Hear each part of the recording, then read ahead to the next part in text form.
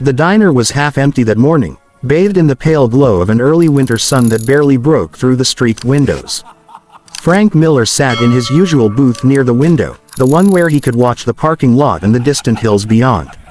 91 years had not been kind to his bones, but his eyes were still sharp, gray as cold steel, scanning the horizon like he used to on patrol decades ago. He wore his old army jacket, the one that still carried his unit patch, faded but not forgotten. The waitress, Linda, poured his coffee the way she had every morning for the past 15 years. "Morning, Frank," she said softly. "Cold one today." "Colder where I've been," he replied with a faint grin, wrapping his trembling fingers around the mug. His hands weren't steady anymore, but he still refused help. He'd learned long ago that pride was all some men had left. Outside, the sound of engines broke the morning calm, a deep, aggressive rumble that grew louder until the windows began to vibrate. Linda frowned. "Those boys again," she muttered. "Second weekend in a row." Frank didn't look up. He'd heard that kind of sound before, years ago, in different places, younger men trying to prove they were louder, stronger, meaner than the world around them. The door swung open, letting in a blast of cold air and 6 men in black leather jackets. They laughed as they entered, filling the diner with their noise, their presence. The smell of gasoline and cigarettes trailed in behind them. They took the booth across from Frank, their boots thudding heavily against the linoleum. The biggest one, thick beard, chain around his neck, tattooed hands, threw his helmet onto the table with a thud. "Morning, sweetheart," he called to Linda, grinning in a way that wasn't kind. "How about a round of coffee for the Road Kings?" Linda didn't respond, just scribbled on her pad and disappeared into the kitchen. The men started talking loudly, cursing, laughing at jokes no one else wanted to hear. Frank sipped his coffee, pretending not to notice. But soon, one of them did notice him. "Hey, check this out," said the youngest biker, a man with a crooked smile and eyes that had never seen real fear. Old-timers got himself a uniform jacket. "What is that, World War I?" The others laughed. Frank didn't answer. He'd learned that silence could be stronger than anger. But silence also made them bolder. "Hey, Grandpa," the leader said, twisting in his seat to face him.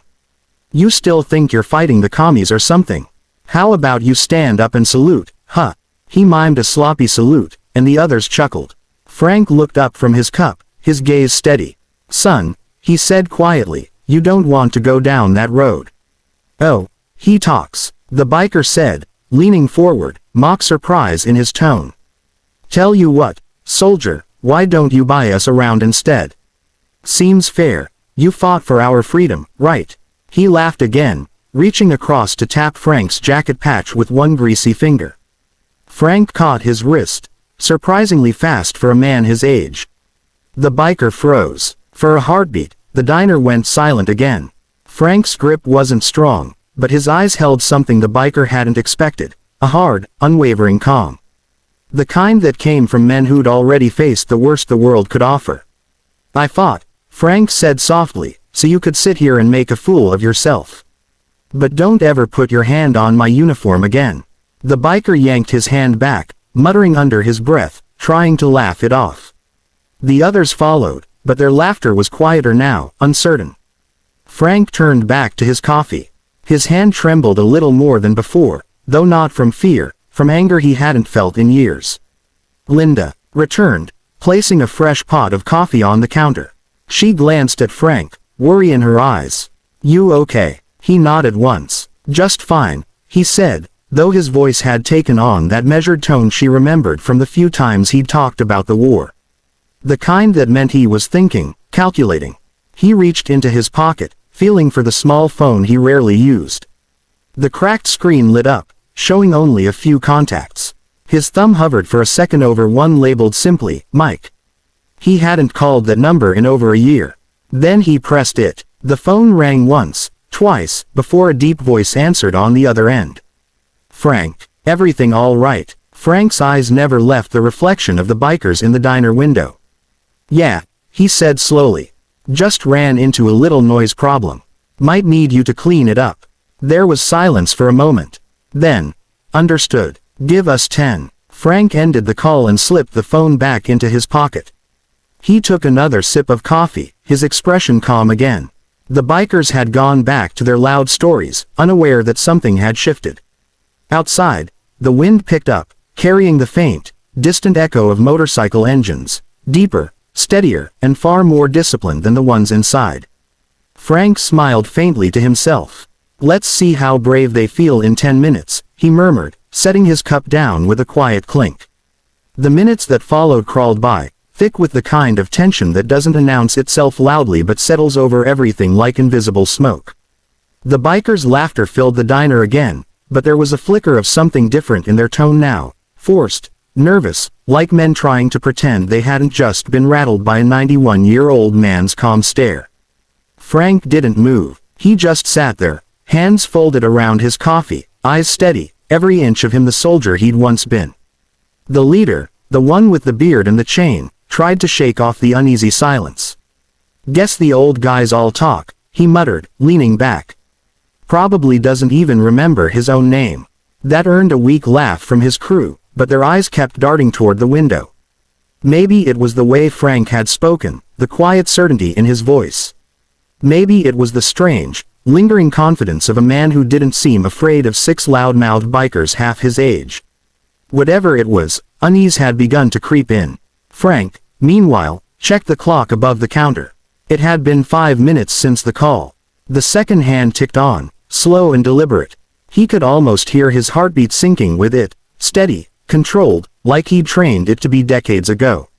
He remembered the field radio in the trenches, the sound of static before a message came through, the relief when backup answered.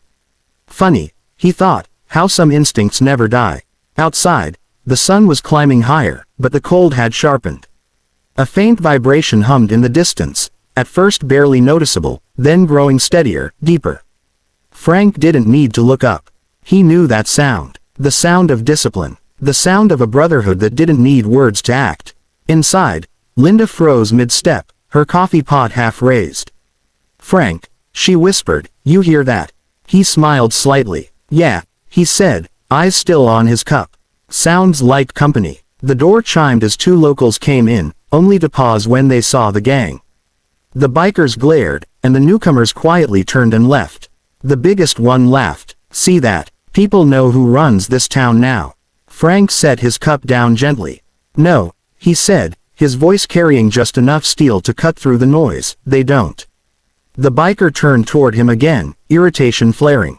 "You got something to say, old man." Before Frank could answer, the growing rumble outside made everyone pause. It was no longer distant, it was right there. A low thunder of engines filled the air, surrounding the diner like a storm closing in. The leader frowned, standing up to peer through the window. What he saw made him step back. A line of motorcycles stretched across the parking lot, gleaming chrome, polished leather, and riders dismounting in perfect unison. Each one bore patches of military insignia, some from the Army, some Marines, some Air Force. The name embroidered on every back, Veterans Brotherhood MC. Linda gasped. The bikers inside exchanged glances, suddenly unsure whether to act tough or stay quiet. "What the hell is this?" one of them muttered. Frank rose slowly from his booth, sliding out with deliberate calm. His knees protested, but his stance was still firm. He adjusted his jacket and said, almost conversationally, "Told you boys not to go down that road." The door swung open before any of them could respond. The cold air rushed in again, followed by a tall man with broad shoulders and silver hair, his eyes sharp under dark sunglasses. His leather jacket bore the same insignia, but his had a different line stitched beneath it, Chapter Commander. "Morning, Commander," Frank said with a faint grin. The man looked around, then back at Frank. "Heard you had a noise problem." His tone was calm, almost polite, but the weight of authority in it made the air thicken. The bearded biker straightened up, puffing his chest. "Hey, we were just having some fun. Didn't mean any harm." The commander's gaze cut to him like a blade. "Fun," he repeated, his voice dropping. "You mock a veteran who's done more for this country than you'll ever understand, and you call it fun." The biker took a step back, swallowing hard. His crew shifted uncomfortably, unsure where to look. Outside, more of the Brotherhood stood silently beside their bikes. Dozens of them, a quiet wall of strength and unity. Frank said nothing. He didn't need to. The scene spoke for itself. The commander turned to him. "You want us to handle this, sir?" he asked, a hint of respect in his voice that made the younger men blink in confusion. Frank shook his head slowly. "Nah, they've learned enough today." Then he looked directly at the leader. "You boys ever serve?" The biker hesitated, then muttered, "No. Didn't think so," Frank said. "See, men who've served don't need to act tough to prove they are. They already know who they are." Silence hung in the diner. Outside, the engines idled like a warning heartbeat. The bikers shifted uneasily, their earlier bravado evaporating into thin air. The leader finally broke. We'll go," he said, forcing a laugh that no one returned. "Good idea," Frank said. They left fast, pushing through the door without looking anyone in the eye. As soon as they stepped outside, the Brotherhood parted to let them pass, not saying a word. The younger bikers climbed onto their bikes, engines sputtering, and rode off down the highway, their noise fading into the distance. Inside, the commander turned back to Frank, a grin breaking through the sternness. "Still got it, old man," he said, clapping him on the shoulder. Frank smiled. "Didn't even spill my coffee this time." Linda let out a long breath she hadn't realized she'd been holding. "Frank Miller," she said, shaking her head, "you might just be the calmest man alive." He chuckled, easing himself back into the booth. "No," he said, lifting his cup again, "just a man with good friends who still pick up the phone." Outside, the veterans remounted their bikes, engines roaring once more, not with menace, but with pride. The sound rolled across the hills like a promise, steady and unbreakable. And for the first time in a long while, Frank felt something warm in his chest, not just from the coffee, but from the simple, unspoken truth that he was never really alone. The diner smelled of coffee, oil, and victory. The kind of quiet that followed wasn't awkward, it was earned. Outside, the Veterans Brotherhood MC lined their bikes in perfect symmetry, the chrome glinting under the morning sun. Their engines hummed low, steady, waiting for a signal. Inside, Frank sat back in his booth, the tension draining from his shoulders like air leaving a balloon. He hadn't felt this steady in years, not since his last command decades ago. The leader of the Brotherhood, Mike Carter, slid into the booth across from him. He was in his 70s now, but still broad-shouldered, his grip as solid as when Frank had first met him during the Gulf War. "You sure you're still 91? Mike asked with a crooked grin. Frank chuckled. "Maybe on paper." Linda came over, still a little pale but smiling now. "Coffee for both of you?" she asked. "Make it two," Mike said. Black as ever. "Guess some things don't change." As she poured, Frank watched her hands shake slightly. "You all right, Linda?" he asked. "I'm fine," she said, smiling nervously. "Just didn't expect to see a whole army of bikers out there for you." "They're not an army," Frank corrected softly. "They're family." Through the window, the last of the troublemakers were nothing but specks on the horizon. The veterans outside began laughing and talking quietly, their camaraderie effortless. A few curious locals had started to gather near the edge of the parking lot, phones out, trying to understand what had just happened. Mike followed Frank's gaze. "Word's gonna spread," he said. "Old soldier calls in the cavalry on a biker gang." Frank smirked. "Good. Maybe it'll remind people that respect still means something." Mike leaned back, crossing his arms. "You could have called anyone, Frank. But you called me. That means something too." Frank nodded. "You were the only one I trusted to show up." Mike's smile softened. "We always show up, brother." For a moment, they just sat there, the quiet between them filled with memories neither needed to speak aloud. Nights under foreign skies, sand in their boots, men they'd lost, and the unspoken bond that outlasted it all. Then the door opened again, and two younger members of the Brotherhood stepped inside, both standing tall, their jackets crisp with insignia. One of them, a woman with a short buzz cut and the patch of a medic on her sleeve, gave Frank a respectful nod. "Sir," she said, "everything's secure outside. Locals are asking questions, though. You want us to clear out?" Frank looked out at the parking lot again. The townspeople were whispering, eyes wide, not in fear, but awe. He shook his head slowly. "No, let them see. Let them remember what respect looks like." The young woman grinned. "Yes, sir." As she left, Mike watched her go, then turned back to Frank. "You know, most men your age would have just let it slide.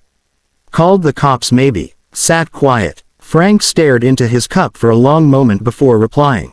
"I've buried too many good men to let punks like that talk down to what we stood for. Silence is easy, but it's not always right." Mike nodded. "That's the Frank I remember." They finished their coffee in comfortable silence while the Brotherhood gradually began to mount up outside. One by one, the engines fired up again, their sound steady and unified, like a heartbeat echoing across the asphalt. Linda came back with the check, but Frank waved it away. "Put it on my tab," he said. "Frank," she said softly, "you saved my diner today. I think the coffee's on the house." He smiled, the deep lines in his face softening. "Then, we'll call it even." Mike stood and adjusted his jacket. "We'll roll out in a few, but I'll have a few of the boys keep an eye on this place for a while. Just in case those idiots get ideas." "Appreciate it," Frank said. Mike grinned. "You earned it a few wars ago." They stepped outside together, the air crisp and clean after the earlier tension. The roar of the Brotherhood's bikes filled the lot, but beneath the sound there was a sense of order, no chaos, no threats. Just presence. Power restrained by discipline. The townsfolk watched from a distance, a few even clapping as Frank walked out. Someone shouted, "Thank you for your service." And he raised a hand in acknowledgement. It had been years since anyone had said those words to him with such sincerity. Mike turned to him one last time. "You sure you're good here?" Frank nodded. "Always am." Mike mounted his bike and gave a small salute before revving the engine. "Then we'll see you at the reunion next month, Commander." "Wouldn't miss it," Frank replied, his voice steady.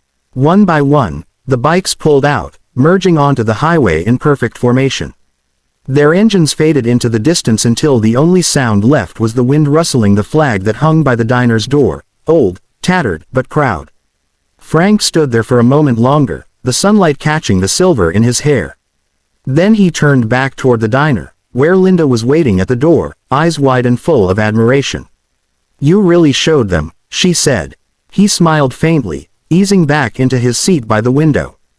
"Didn't have to," he said. "Just reminded them who they were talking to." He lifted his mug, the coffee now lukewarm but comforting all the same. Outside, the last of the chrome disappeared over the hill, and the world returned to its quiet rhythm. Frank took one slow sip, a small, satisfied grin spreading across his face. "Told them," he murmured, half to himself, "never underestimate who a veteran knows." And for the first time in a long while, the silence felt good.